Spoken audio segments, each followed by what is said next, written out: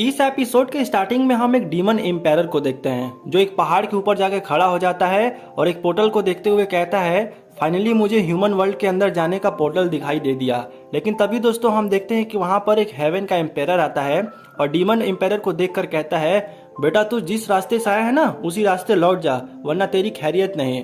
जिसको सुनने के बाद डीमन एम्पायर कहता है, मुझे लगा ही था कि कोई ना कोई रोकने आएगा, लेकिन इतना सस्ता एम्पायर आएगा मैंने ये तो नहीं सोचा था। डीमन एम्पायर कहता है कि देखो यार, मेरा तुम्हारा कोई मुकाबला ही नहीं है, तुम कहाँ सुगड़ी से और मैं कितना पावरफुल। जिसके बाद कहते के साथ डीमन एम्पायर उसके ऊपर हमला बोल देता है और उधर से हेवन एम्पायर भी उसके ऊपर हमला बोलता है। दोनों एक दूसरे को इतना तगड़े से बीट करते हैं कि उन्हें स्पॉट कर पाना बहुत ज्यादा मुश्किल होता है। तभी दोस्तों डीमन एम्पायर उसके ऊपर एक छोटा सा हमला करता है, लेकिन उसके हमले को भाई हेवन एम्पायर बड़े आराम से झेल लेता है और हम देखते हैं कि वो दोनों को एक बराबरी का टक्कर दे रहे होते हैं। दोनों एक दूसरे के ऊपर भारी पड़ते हैं। तभी दोस्तों हम देखते हैं कि हेवन एम्पायर एक छोटा सा लाइबिट मारता है, जिसकी वजह से डीमन एम्पायर नीचे गिरते हुए धूल चाट लेता है। लेकिन वो बैठकर कहता है, अब मजा आ रहा है ना बीडू फाइट करने में। हेवन एम्पायर उससे कहता है कि देखो मैं लास्ट बार बोल रहा हूँ, यहाँ से चले जाओ, इंसान की तरफ देखना भी मत। जिसके बाद वो फुल स्पीड में कूद पड़ता है उसके ऊपर मारने के लिए।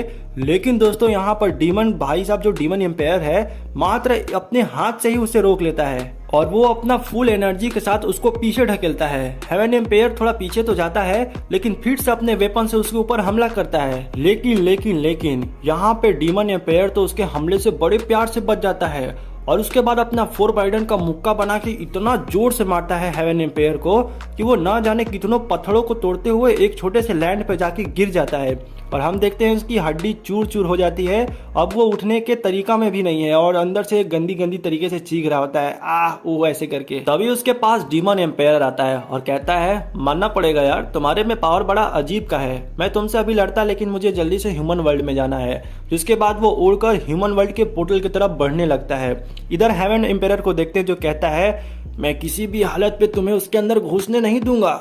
जिसके बाद दोस्तों आप यकीन नहीं करेंगे, वो अपना दोनों उंगली उठाकर फोरहेड पे रखता है और एक ऐसा पावर एक्टिवेट करता है जिसके वजह से उसके पास बहुत सारा पावर आ जाता है, एनर्जी आ जाता है। और हम देखते हैं कि उस पोर्टल के सामने उसका एक छोटा सा स्पेल बनता है और उस स्पेल के जरिए वो वहां पर आ जाता है। वहां पर हेवन एम्पायर आके उसे कहता है, चाहे मेरी जान भी क्यों ना चली जाए, लेकिन मैं तुम्हें ह्यूमन को परेशान करने नहीं दूंगा।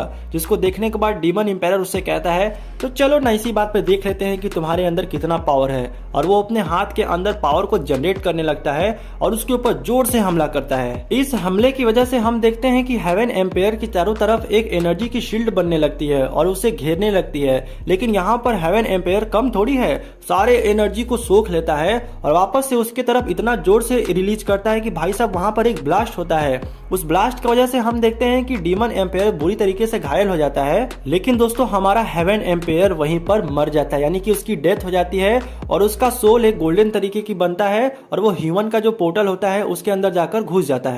अब दोस्तों यहाँ पर सीन शिफ्ट होता है और हम जेंगेन पैलेस का सीन देखते हैं, जहाँ पर एक लड़की अपने कमरे में बैठकर कल्टीवेशन कर रही होती है और दोस्तों उस लड़की का नाम निंग शुआन होता है। जिसके बाद दोस्तों देखते ही देखते वो लड़की का एनर्जी लेवल इतना ज्यादा बढ़ता है और वो उसको इतना तेजी से रिलीज करती है कि आसमान को चीरते हुए एकदम ऊपर निकलती है। इस नजारा को देखने के बाद वहाँ पर एक बूढ़ा आदमी आता है और निंग शुआन से कहता है, फाइनली तुमने अपना स्पिरिट बॉडी को एक्टिवेट कर ही दिया। अब दूसरे सीन में हम एक खूबसूरत से लड़के को अंदर आते हुए देखते हैं जिसका नाम लीशियन होता है। वो अंदर आकर उस बूढ़े आदमी से कहता है, बताइए मास्टर, आपने मुझे यहाँ पर क्यों बुलाया है। और हमें यहीं पर पता चलता है कि उस बूढ़े आदमी का नाम मास्टर है और यहाँ भी जितने भी सेठ हैं सबका लीडर वही है। तभी दोस्तों मास्टर उसे कहता है, देखो मैं तुमको बहुत जरूरी काम से बुलाया हूँ और इस काम को करने के लिए तुम ही परफेक्ट हो, इस काम को और कोई नहीं कर सकता।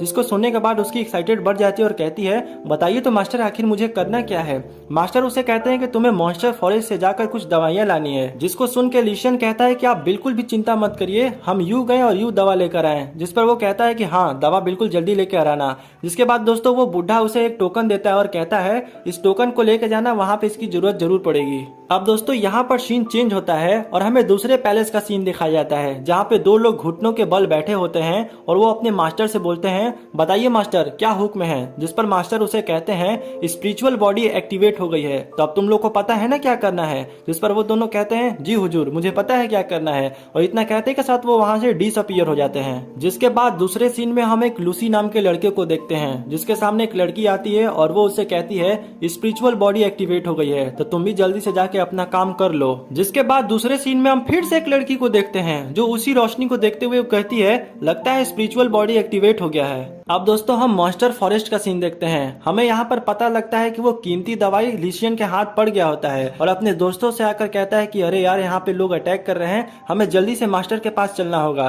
तभी दोस्तों वहाँ पर उसका एक सीनियर दोस्त उसके बगल में आता है जिसका नाम मिस्टर कॉन्गो होता है और वो उसे लगता है बकवास बकवास बातें करने। उससे कहता है, अरे जूनियर मुझको सचमुच यकीन नहीं हो रहा है कि ये कीमती मेडिसिन तुम्हारे हाथ में है। वो उससे और भी फालतू बातें कहता है, जैसे कहता है कि चलो ना मास्टर के बारे में हम बाद में देखेंगे, अभी हम लोग कुछ मौज मस्ती करते हैं। अब वो लोग आगे बढ़ ही रहे होते हैं, तभी उनके पीछे कोई आता है और जोरदार हमला करता है। उस हमले की वजह से लिशियन के दोनों दोस्त दूर जाकर गिर पड़ते हैं, लेकिन लिशियन कैसे भी बचकर खड़ा हो जाता है। और दोस्तों हमला करने वाला और कोई नहीं लूसी होता है। जिसके बाद लूसी लिशियन से कहता है, मुझे पता है कि वो मेडिसिन तुम्हारे पास है, तो मैं चाहता हूँ कि वो मेडिसिन चुपचाप मुझे दे दो ताकि मैं तुम्हें कुत्ते की मौत न मारूं। लिशियन जब ये सब सुनता है और देखता है तो मन ही मन बोलता है, हम तो ऐसे जगह पर हैं कि इस जगह पर इससे हम मुकाबला भी नहीं कर सकते। जिसके बाद लूसी उन लोग से कहता है, तुम लोग में से सबसे पहले कुत्ते की मौत कौन मरेगा। और इतना कहते के साथ वो अपना पंखा फेंकते हुए एक एनर्जी का अटैक करता है। लेकिन दोस्तों हम देखते हैं कि लिशियन उसके अटैक से कैसे भी बचकर खड़ा हो जाता है।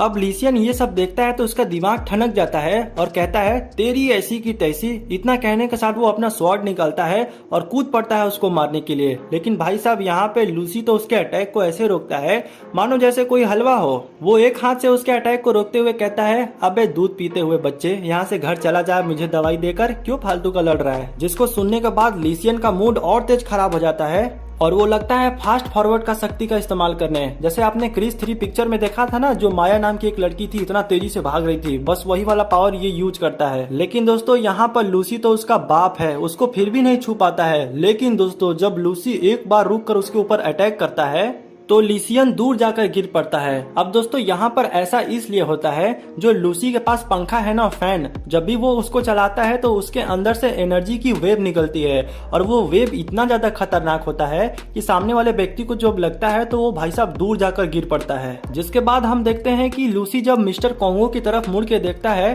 तो मिस्टर कॉन्गो की फट के 4 हो जाती है और वो उससे कहने लगता है, अरे मेरे पास कुछ भी नहीं है, मुझे मत मारो प्लीज, मैं तुम्हारे सामने हाथ जोड़ रहा हूँ, मेरी जान बख्श दो। लेकिन लूसी को सुन के कोई घंटा फर्क नहीं पड़ता। वो अपना वापस से निकालता है औजार उसे मारने के लिए, तभी उसके पीछे से लिशियन आता है और उसे धक्का मारते हुए दूर गिरा देता है। जिसके बाद लिशियन मिस्टर कॉन्गो से कहता है, तुम जल्दी से यहाँ से भाग जाओ। और हम देखते हैं कि मिस्टर कॉन्गो सचमुच अपना जान बचाते हुए वहाँ से भाग जाता है। अब ये सब लूसी देखता है तो कहता है, तुम्हारा सीनियर बहुत चालाक है, समय रहते उसने अपनी जान बचा ली, लेकिन अब तुम नहीं बचोगे, तुम्हारी मौत पक्की है। लेकिन दोस्तों तभी हम देखते हैं कि यहाँ पर लिशियन अपना स्वॉर्ड निकालता है और एनर्जी को बढ़ाते हुए मल्टी अटैक टेक्नोलॉजी का सिस्टम यूज करता है। जिसके बाद हम देखते हैं कि टपाटप एक जितने भी अटैक होते हैं वो वहां पर लूसी की तरफ आने लगते हैं, लेकिन लूसी एक शील्ड बनाता है और उसके सारे अटैक को रोक लेता है।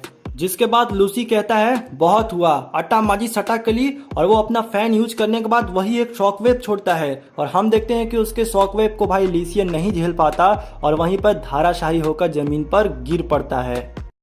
और दोस्तों इसी के साथ मेरा ये आज का एपिसोड यहीं पर समाप्त होता है।